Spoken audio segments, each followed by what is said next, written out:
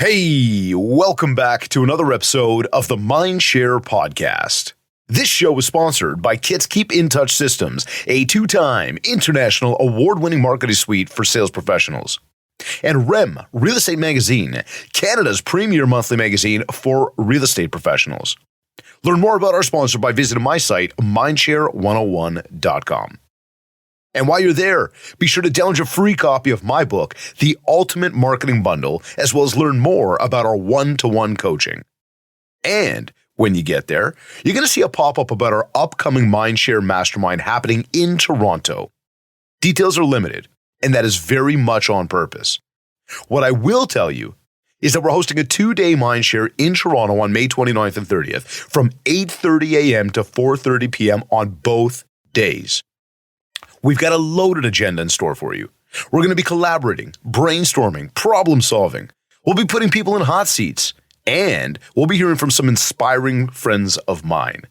This is going to be a first-class experience. We've got an amazing room lined up for us to work in for 2 days. We've got a great host hotel and an awesome venue for some fun on the Monday evening. Once you register, we'll be in touch with more details. Now, don't be that person who says, I wish I was there. And don't wait, because this is going to be a small, powerful group, and we're going to be doing some big problem solving. Today's episode is number 228. Now, as we get started today, I want to start off by giving a big shout out to my coaching clients. I mean, you guys are awesome. Seriously. It's your dedication to the whole process, to everything that we're doing together, all the action steps and everything we talk about. I mean, we come up with these plans. You guys are implementing. You get the results, and we're all winning. I mean, even with the change in market, I just want to say a big congratulations to you. We know this stuff's not easy. We know it can get frustrating, but you know what? You guys are kicking ass, and I am super, super pumped about it. I don't want to say proud. That sounds a little bit demeaning or maybe, whatever, but seriously, you get it. It is so wicked cool to watch it. And like I just said, struggles are going to happen. Bullshit is going to happen. Life is going to happen. But when you've got all the plans in place, you've got the systems in place, you know what to do. I mean, we continue to go over it. No matter what happens, the ability to get back on track, that is what's most important. You see, oftentimes, right? And again, this goes back to the Mindshare Mastermind as well that we're going to be doing. We talk about this big problem solving. None of us are perfect. None of us have no problems in life. We all got bullshit, right? I know you know what I'm talking about, right? There's something racking your brain. There's something bothering you. There's something that you want to figure out. There's something that nags at you when you wake up in the morning on a regular basis. Something that maybe before you go to bed at night, you sit there wondering why or how. And throughout the days, as you look at competition, maybe you even look at them and you're like, oh my God, why are they doing it? I can't do it. Why are they having successes and I'm not having successes? This could be personal. It could be business. But we've all got shit. And knowing what to do to get up and out of it, knowing the systems, knowing the processes, knowing what you're supposed to be doing, that right there is half the battle. Again, I'm going off on a little rant about my coaching clients in a very positive way. These are my people. This is my crew. We've got an amazing, amazing culture within Mindshare 101. We've got some awesome people doing some amazing things. And I just think that the energy is so powerful.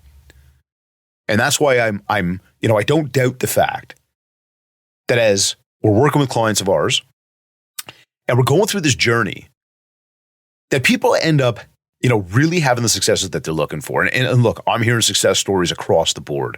We've got folks we've been working with for a few years now that, at first it was, get this stuff built up and get them to where they got to be. And now they're sending out text messages and phone calls to me when we talk about, Dave, just got this, just won that multiple offer. We just closed on this deal. We just picked up a new listing. Folks that weren't as busy prior. But this is where I come back to this whole thing about when you know what you've got to do, and of course you've got an accountability partner there to help you with it. Now it's just a matter of doing it. And again, it'll never be perfect. We'll never be 100%. But having, again, the right tools in place is what gets us there. So anyways, You guys are the bomb. I mean, here, one of my coaching clients had one of the best lines I heard all week last week. He said this. We're on the phone. He goes, "Man, this phone call shit is working." I started laughing. Now, he wasn't necessarily referencing, I mean, not that he didn't mean the phone calls that we do together as coaching clients, but what he was really referencing was the fact that I've really been preaching about the fact that right now, look, I've been telling you to do phone calls forever. Okay? Like there's no if, ways, or whatever's about it, whatever. You get what I'm trying to say here. If, ands, or buts. There you go. There's none of that shit. You got to make the phone call. I really don't care where you met them to begin with. At some point, you know, and I know, you've got to get on the call with that person. That is how you convert business, period. 4-step attack plan, right? Generate the lead, follow up with the lead, convert the lead, then get business from your clients. Okay? Because now once you've converted the lead, you've done that first deal, they're now in the database, you put them on the 10-year plan where you've got this wicked follow-up process in place. And what happens? You start to get repeat and referral business. So generating that lead is super important. In order to convert it, in order to follow up though, that phone call is of the utmost importance. You cannot get past it. This cannot be a text. It cannot be just an email. It cannot be, a social media post. There's got to be some like real human interaction going on. And that probably even extends to like getting together in person. But as he said that, man, this phone call shit is working. I'm just nodding my head. I mean, I chuckled. I thought it was funny, but that's what I'm trying to tell you, right? And he knows that. And the more phone calls we're making, the more success we're having. And so as I was saying a moment ago, I keep saying this, but the old school tactics, they're always going to be the most successful part of your world. That's how you're going to convert more business, by making the phone calls, by going to see people, by getting together with people. There's no magic secret, magic pill. There's no bullshit that money can buy. Just do the work.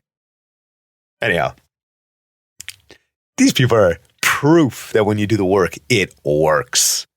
So now if you don't have a coach, I encourage you, look into a coach. If you want to talk to us, call us. You want to talk to somebody else, go call them. But having somebody that can help guide you, help problem solve with you, a professional, not just your spouse, or your best friend, or your colleague, or your partner. No. Somebody who is 100% bought in to making sure you succeed. That's the difference. Talk to your partner, they want to succeed too. Talk to your spouse, they'll tell you how great you are and maybe some of the problems, but like, oh, you're good, honey. Talk to a friend, they really don't give a shit. They got their own things going on. I mean, they love you, but like they're not the ones to help you with it. Having somebody in your corner who's 100% dedicated to you, think about that. They're there just to keep you going. I want you to picture yourself like a boxer, somebody in a boxing ring. You sit in the corner and you got the person sort of, putting the Vaseline on your eyes. The other one, giving you the water. The other one sort of like patting you in the backs. Somebody giving you a pep talk. Then the boxer goes out there and they start, beating the shit out of the other person. You get it, right? Why? Because they got pumped up. They got motivated. In between rounds, they were told what they were doing wrong and what they could have done better. Then they go out there and they're ready to go again. See, and that's the whole thing, right? So anyways, big shout out to my coaching clients. You guys are the bomb. Keep up the hard work. Life ain't going to come without bullshit. You know that, but keep pushing, keep doing your thing. And of course, as you know, whatever's up, give me a message. All right. Wanted to do that. But, now distractions, like they never fail to show up, do they? And here's the latest one. The latest distraction that we've got out there right now, and it's unbelievable. Like I remember a few weeks ago, I probably shared this with you already. And hopefully you were in the room to sort of get the impact of it all. But like a few weeks ago, I spoke at a conference and, I went off. I went off about a few different things. And one of the things I went off about was this new, AI, Chat GPT. I mean, all you got to do is scroll social media right now, check your inbox, and everybody is now a Chat GPT expert. Like everybody. There's classes, there's gurus, there's the latest conference, and oh my God. Like I hope you're not getting caught up in it all. Don't get me wrong, it is a wicked cool platform. There's some real cool opportunities out there that you can leverage it for. And I mean, what are some of those things? This is, content creation, like prompting the system with a question so that it provides you an answer. Now, the difference between, let's say, ChatGPT and a Google is that Google is going to give you something that is really just giving you a whole bunch of different search results. And then you got to go through and you got to dissect, do the research, do the reading, dissect what you learn, then put it together. ChatGPT speeds all of that up. It essentially goes and does that for you, and then it gives you like a proper answer to your question, which, like, beautiful, right? You could just copy and paste that and throw that in an email and send it out to your clients. Golden. No, it's not. Don't do that. Do not allow a machine to write your content for you. Do not allow a machine to think for you. Do not take what a machine said and then send it off to your clients and act like it was you. Because that's not you. That's a bunch of bullshit. And somebody's going to call you on that. And then credibility and trust and everything else is out the window. And if we remember and put it in perspective, we're dealing with the biggest asset of people's entire lives. It's really important that we don't break their trust. Now, the other thing about this AI stuff is that as I look at it and I read it and I see what the machine pumps out, it really does look like a machine wrote it. So if you said something like, give me the 5 best ways to eat an apple. Yeah, I know, totally random. Just stay with me here. Give me the 5 best ways to eat an apple. The machine would then give you the most perfectly written response. There are many different ways to eat an apple, and apples can be very, healthy for you. The first way to eat an apple is to take the apple. Then the second way to eat the apple and the third way to eat and it's going to be very robotic is the point that I'm trying to make here. It's not going to sound like you. It's not going to be your writing style, your speaking style, your verbiage. It's not going to be you. It's going to be a machine. So I think it's very cool. I think use it. I think use it to prompt you to get responses, to get creative, but then really curate the content that you got out of it and break it down and make it yours.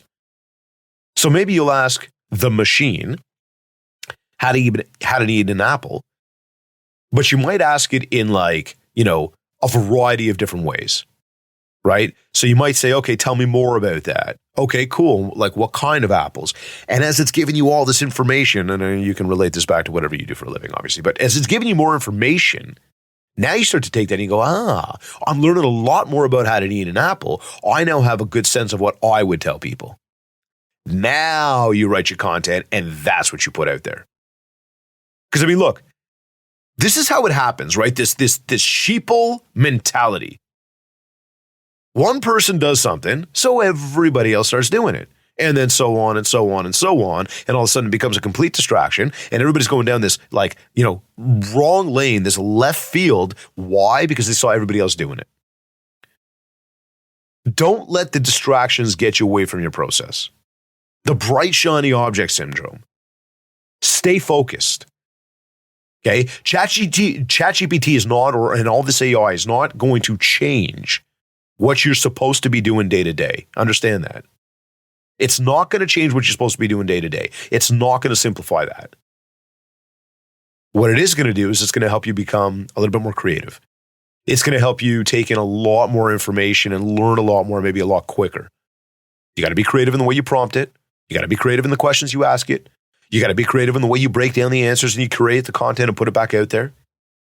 That you can use it for. But getting all up on all these courses and all this training and all these gurus, please go make some phone calls, would you? Anyhow, speaking of making phone calls, good weather's here. Market's picking up. Well, good weather's almost here. It was here for like a minute. And it depends, I guess, what part of the country, the continent you're in. But, market's picking up. People are out there. And obviously, when the good weather's coming around, a lot of people start going, I feel better. I want to go shopping. And they'll start thinking about, hey, call it, buying something, maybe real estate. So we got to remember that too. People are out and about right now. And as I talked about a moment ago, the old school, I want to remind you, get out there and see people. Okay. Now, as you're getting out there to see people, whether it's in the neighborhood, it's in a local group, a sports team you're part of, a common hangout that people go to, you're always going to have competition. Like there's always going to be competition. And it can be scary. It can be scary. You could be looking at somebody being like, oh my God, look what she does. Look what he does. Like I can't do that. Or they've been there so long. How would I ever get in there? How would I ever do anything? How am I going to become the person? And it's interesting. It takes me way back to when we first started Kits. And I remember one of my competitors making a phone call to me that it was just low, right? Like he pretended to be a potential client. Then I was so new that I was in my full sales pitch mode, right? Like I didn't even smell it yet. And I'm like, I'm just going to go at this. I'm going to close this guy. I want to realize after I hung up the phone and the guy didn't sign up and he told me he was going away for a few weeks, but he asked every question the right way. And I couldn't help myself, but I started thinking to myself, I'm like, what the hell? And then it clicked. And I realized I literally just gave my entire sales pitch to my competitor. I screwed up. Now, if you know me, I started having smoke come out my ears, smoke come out my nose. I was pissed. And I thought, that's it. I'm going to see this guy. I mean, I tried calling him. He didn't pick up. So I was like, okay, all right, I'm coming to your office, bro. Yeah. No, that was like 18, 17 years ago or something. A little bit different these days. But, at the time, I was really pissed off. And as I started to sort of, get through that and get over that, I very quickly realized that this guy just fueled me. I had already come in with a fire burning, like ready to grow my business. And then this guy comes, and these guys listen, I don't want to take anything away from them. They do an amazing job. They were the biggest company in the game at the time. They'd been around longer. They had a lot of clients. So they were doing something very right. And, you come in and you look at that and you think it's going to be tough to beat. And every time you're prospecting, it's like you're up against that. So for him to make that call, and although I was like guns blazing in this industry when I walked in, once I kind of simmered down a little bit, I realized that this guy poured gasoline on my fire. Think of what that does to a fire. It burns hotter, it burns bigger, and oh man, is it harder to put out. So the only thing that was left to do was to thank this guy. And every single time I would see him, I would thank him. He realized pretty quickly that it was kind of a low blow for me, right? But whatever, man. He made a low blow on me when he called me and he did that. And he knew it and he admitted it. And I even told him at the time, I'm like, if you ever got a question like that again or anything you want to know, call me like a gentleman. But I remember that. And I remember how competition was so helpful to my growth. And so I want to emphasize that to you right now, right? Competition can be scary. But when you know who you're up against, you know what they're doing.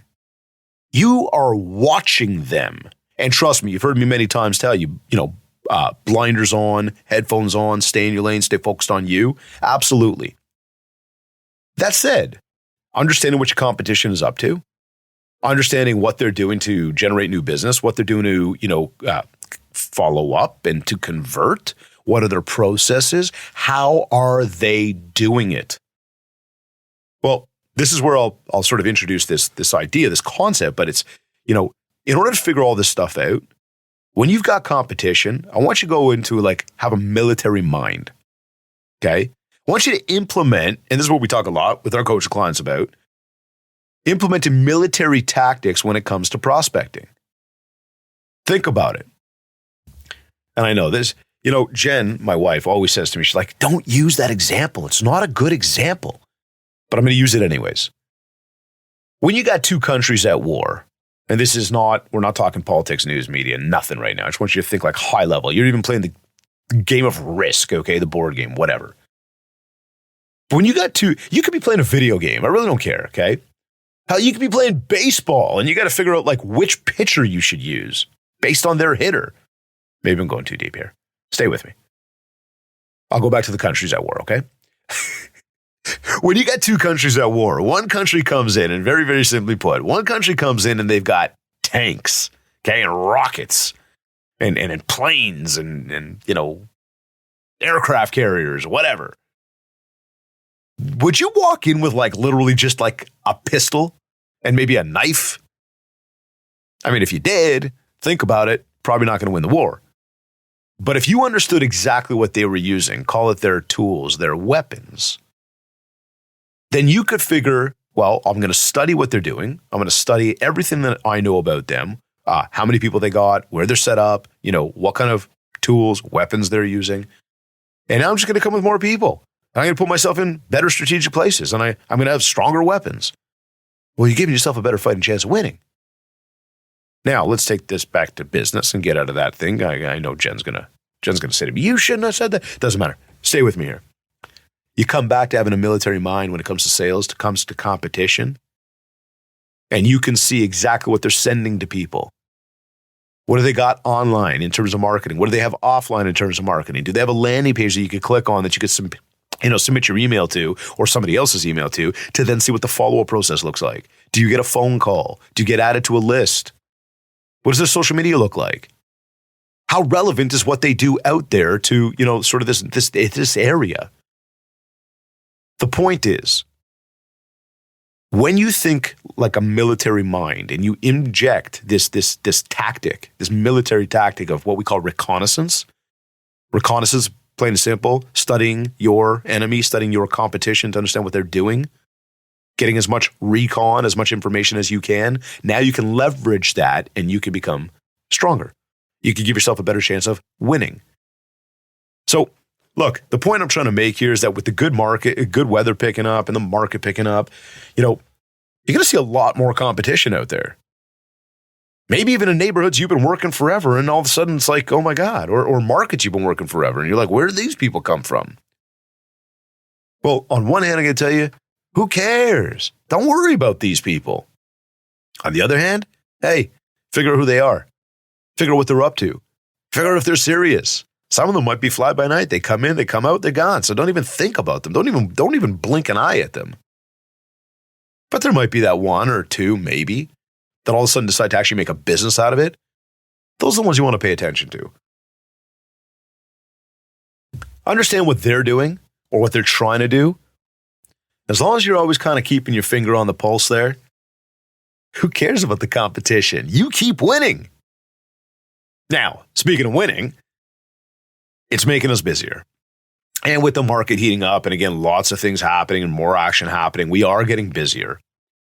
And this really sort of goes back to the shout out I do with my coaching clients, right? Where when we talk about getting busier, part of what's going to happen in our day-to-day is that we're going to end up having just obviously more to do, but there's also going to be some more stresses and some more frustrations that creep in because of the fact that it's like, oh my God, like we're overwhelmed. We got so much more to do. Not a bad thing.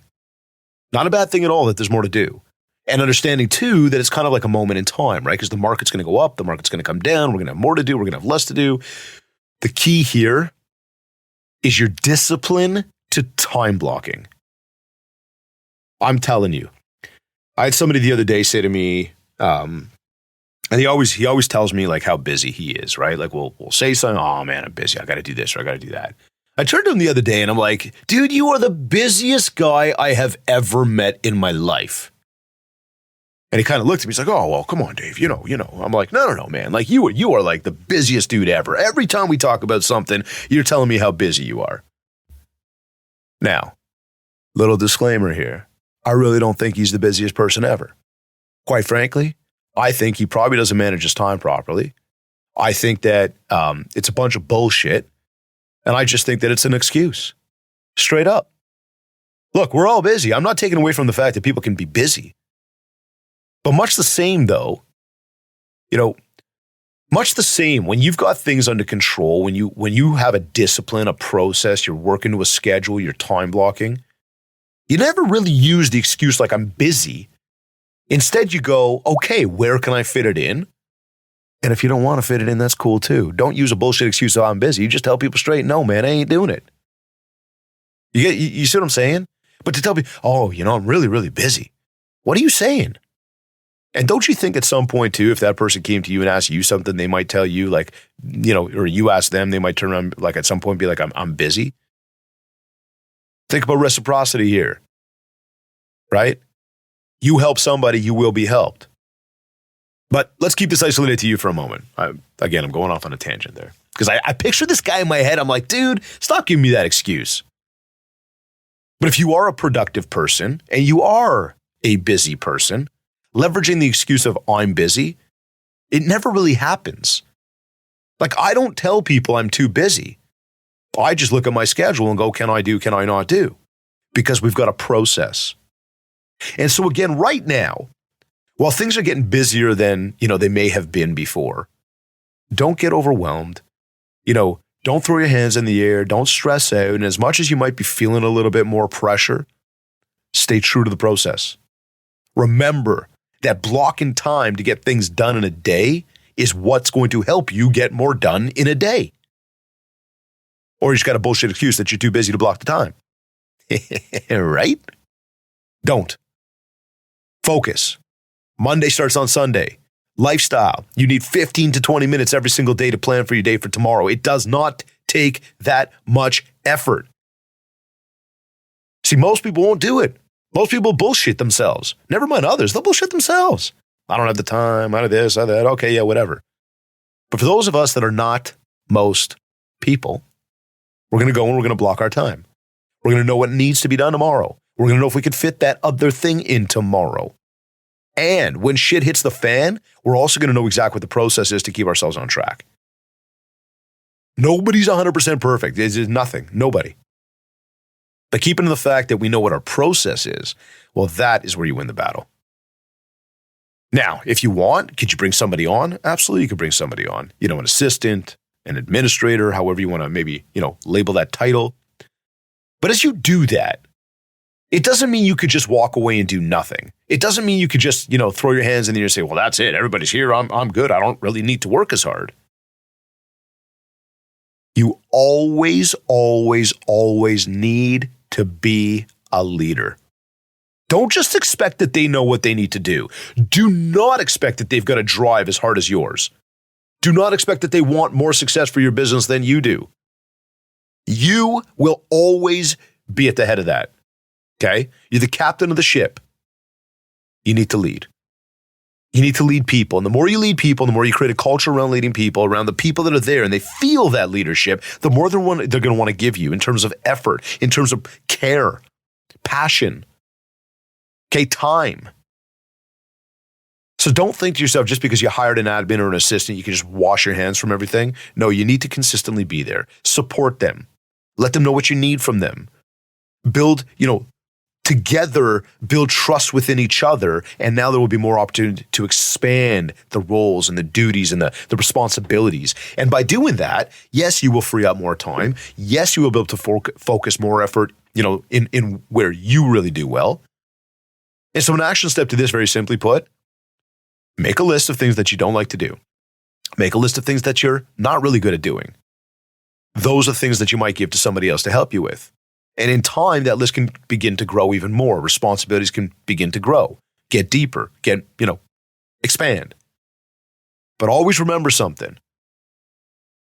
Bringing somebody on just because you're busy does not solve how busy you are. In fact, it's going to add more responsibility to your plate. So be prepared for that.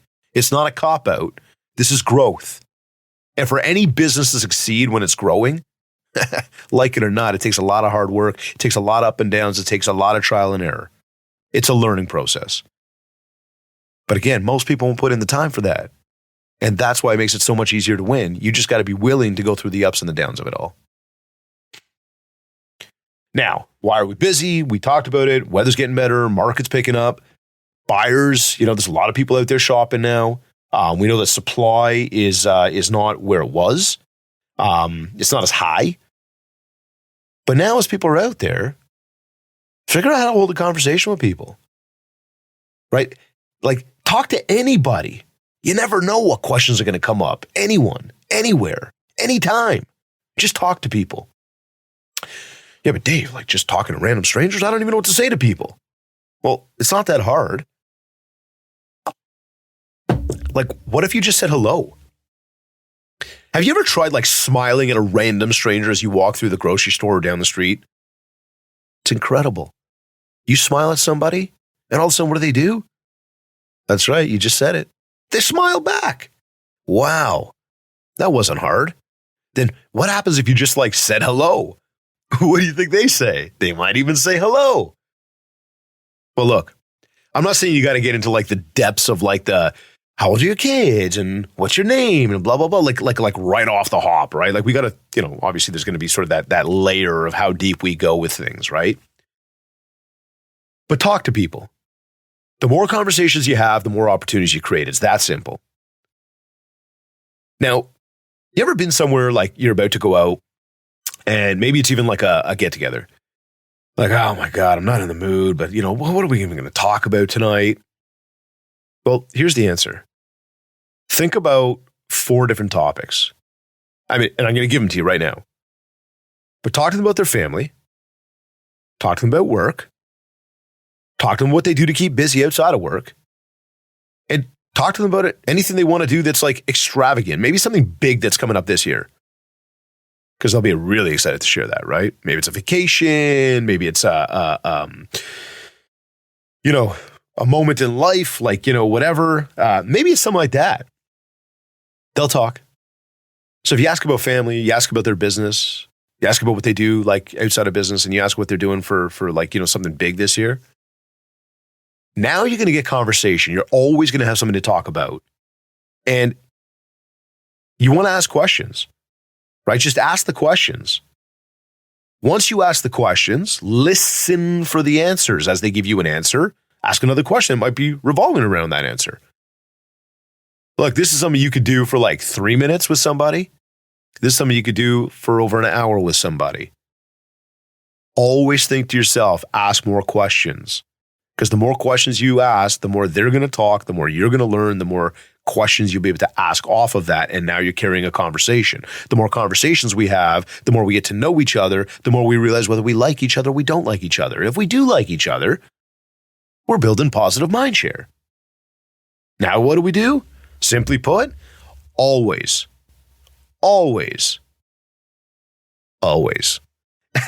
add them to your follow-up system. Yeah, but they didn't say that they wanted to buy a house. So? Nobody said that you had to sell them anything. Just stay in touch with them. Make sure they remember you. Of course, I'm going to say it. Build the mind share with them, because mind share equals market share.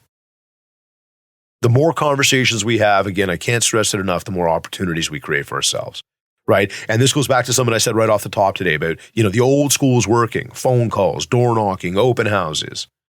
This is where it's at right now.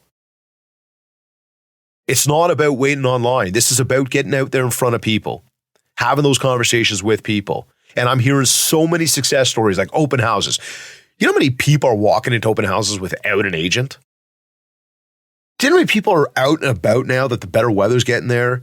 Spring cleaning, gardens, washing the car, hanging with the kids in the driveway, whatever. You know how many people you could talk to? This is your moment right now. You're literally, think about like you're speeding up the process to get to know somebody and somebody to get to know you. Because instead of just running an ad or throwing a flyer or sign on the street, like you're meeting the person right then and there. So take advantage of this good weather.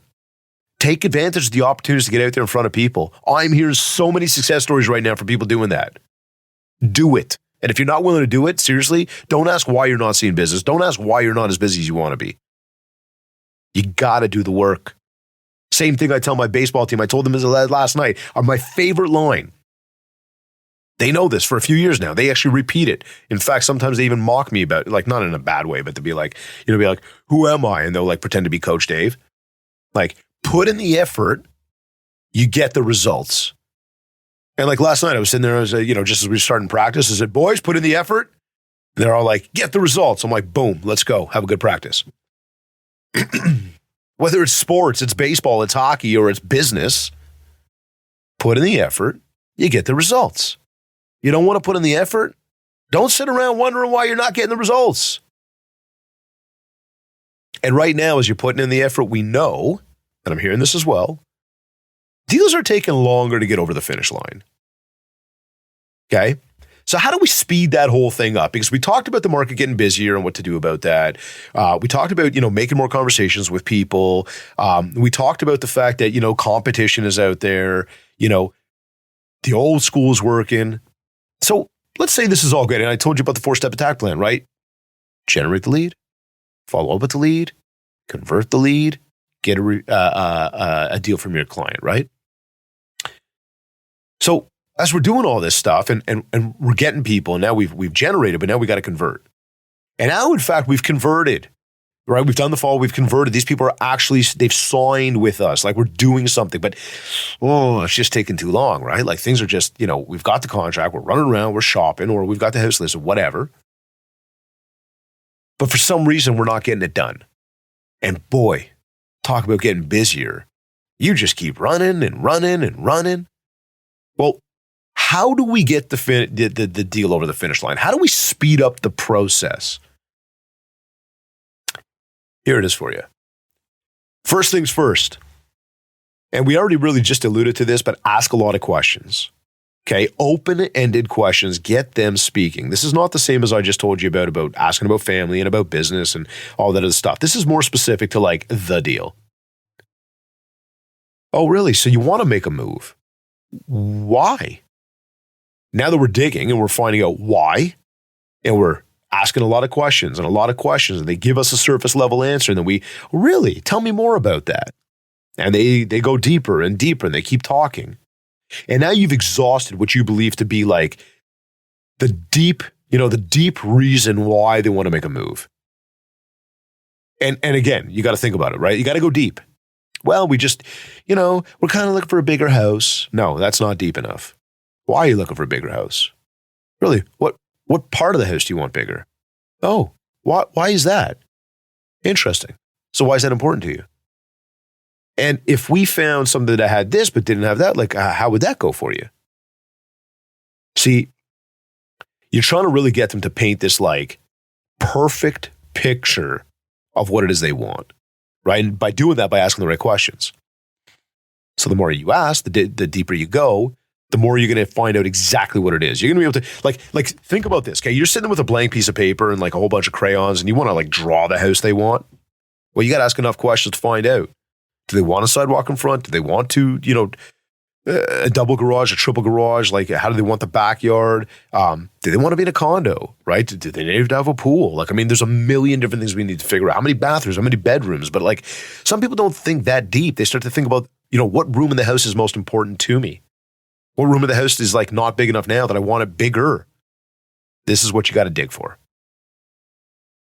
Now that you dig and you have like literally unearthed like the deepest part of like what they want, you've got this perfect picture. And you almost even repeat it back to them, or you show them this like, and again, like don't really draw it with crayons, but like you show them the masterpiece you just painted. They're like, oh my God, that's exactly the house. Well, then you did a great job asking questions. But if you can't like show them that perfect picture, then maybe you still got to dig deeper. Make sense? I hope that made sense. And again, don't really bring the crayons, okay? But just picture what I'm saying to you. So we've established why they want to do this. And this could be, what do they want to sell? What do they want to buy? Let's figure it out. Then we want to figure out, in the why, we're also trying to unearth the timeline. Let's say, for example, they're having a baby. There's a timeline there. Do they want to be in before or after? Let's say, for example, they've got a kid that's going to school and they got to be like, they got to move closer. Again, is that going to be like before the school year starts or after? Two simple examples, right? So we want to look at things like that and go, what are the timelines? Because once we've got the timelines, now as we do follow-up, the follow-up is not necessarily about, hey, did you find something you liked or what do you think? Follow-up's like, time's ticking. We got to make a decision here. And every day or every minute or hour or day that passes, we're getting closer to that deadline. We got to move.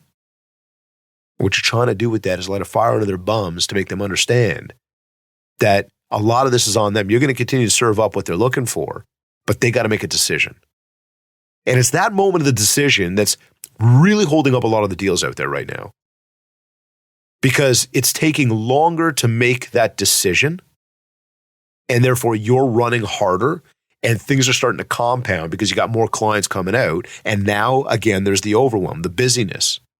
So in order to speed up the process for your clients, in order to save yourself a lot of time and be more in control, you want to ensure that you establish those timelines with your client. Does that make sense? And if you just said, no, I can't hear you, or yes, but like, seriously though, like, and like, if you're like, Dave, tell me more, like, seriously, DM me, get in touch with me on this one. All right. But I'm hoping that like what I just said really resonates with you, right? We want to really dig deep as to why they want to make this move. Then we want to establish the timeline so that we have something to work with when we're doing our follow-up. Now, the next thing we find is that, list price right now, we still have some unrealistic expectations from clients. And they're looking to get more money than maybe they should. So when it comes to list price, we also know this, is that if it's too high, we're not going to get the traffic. And based on the expectations that the sellers have, there's a good chance that that's kind of like the situation you're going to roll into right now. Now we're also seeing, we're back to this idea of like list low and try to drive the price high, which I don't think a lot of realtors respect other realtors for at this moment in time. It's kind of that thing of like, listen, we know that it's not priced properly, but they're trying to drive the multiple offer situation. Look, I'm not going to voice my opinion, like whether that's good or bad. I don't know if I have one on that. Anybody's strategy is anybody's strategy, but I think that the one thing we want to pay attention to is that when we need to adjust that price, maybe in a couple weeks, that's where the questions are going to come out, and maybe some of the doubt from some of the other agents going, I wonder if something was wrong there, which could deter some people. So establishing price, okay? One thing on that I want to throw out there as a little tip today is that, don't be the first to bite. You've gone in there and you've got an idea of what the price should be, what the price could be. You have a range based on your own knowledge, based on your research of the market, based on the comps. But when you walk in that house, let's say for the listing presentation, say nothing. Let them tell you. Sit down, do the schmooze, let them take you on the tour of the house. As they do the tour, you're going to get a better sense in your head of like what that price should be. But like sit back down and ask them. Prompt them. So how much do you want to list for? Now they may turn around and be like, well, that's why you're here. Yeah, no, I understand. But like, what's that perfect number? And keep playing that game. Keep trying to get them to bite first. Get them to say it first. And when you're successful enough at that, and they do drop it first, ask them. And now, if they're bang on at the exact same number as you, even if they're not, ask them why. What made you come up with that number? Why do you think that? Really? Tell me more. And see, again, through some open-ended questions, some further digging, you're going to find out why they came up with that number. Did they have substance to it? Is it subjective? Are they way off their rocker? Then you pull out your comps, you go over the comps with them, you show them what's going on out there, and then you ask them again, so still the same number? Like you still want the same amount? And now what you're doing is you're trying to get them to again, you're getting them to say the number first, but you get them to fully understand as well what's going on out there so that they make a good decision. And if we can get them, when we get them through the right question asking, to give us a price that we believe is the price they should be listing at, now we've won. Because it's their decision. We then back it up by supporting that, and now we're on the exact same page. Much the same. If they're way high, you've got to reason with them as to why. You've got to plant the seed of doubt in their mind so that because you know that if you go way high, it's not the right strategy. So again, by getting them to do it, by asking the open-end questions, by really allowing them to establish the price based on some other knowledge maybe you fed to them, now we can really get out there with the right price and again, be able to market that properly and hopefully move this property a lot quicker because it is priced correctly. Now, all in all, when we're talking about, getting these things done, moving these deals past the finish line, really making them go faster, again, open-ended questions, establishing timelines, allowing them to share as much as they possibly can, and always ensuring that you're setting expectations with your sellers, even your buyers, your clients. Here's what you can expect from me. Here's what I expect from you. And here's what we can expect from the market. Because once that's on the table, now we're very transparent with each other. And now we've got a really good working relationship moving forward, something, a good foundation to keep building off of, to keep working off of. So we want to make sure there's a lot of conversation. And again, as we're talking about how to speed up the process, think of these sales tactics of establishing timelines, establishing list price, and setting expectations. Because if you're just in there to get the transaction done, I'm telling you, things could blow up. The roller coaster ride could be crazy. You could end up working at this deal for way longer than you wanted to. And now you look at the ROI, you look at the stresses, you look at everything else that comes with it, and you kind of go, not enjoying this one. So think about the things I just shared with you, because that is how we're going to move a deal faster. Okay. Ask a lot of questions and leverage your active listening skills to move on to the next stage of the process. Now, as we talk about all this, I'm going to bring right back up once again the Mindshare Mastermind, okay? When we get in this room, the venue is wicked cool. It is so different. I'm really excited about it. Actually, we went to do a site visit the other day, and I was really excited by it. Like, we saw it in pictures, and we went down there and went, this is it. Like, this is exactly what I was looking for. So it's going to be awesome. Not some dark, dingy conference room that, boring walls. And no, don't worry. We're going to have it's going to be a lot of natural light. It's going to be a great environment to be working in. And we're going to have a whiteboard there. So we're going to be going through and doing a whole bunch of problem solving and understanding what people are looking to solve. And again, I know that something like this is going to come up. Now imagine that you've got like a whole room of people that are going to now share in the collaboration to help solve that. You're not just getting it from me. You're not just getting the answer from somebody else. You get it from a group of people who are going to really break it down and kind of go, what is the best way to come away with that? Hey, 2 brains are better than 1. 5 brains are better than 1. 10 brains are better than 1.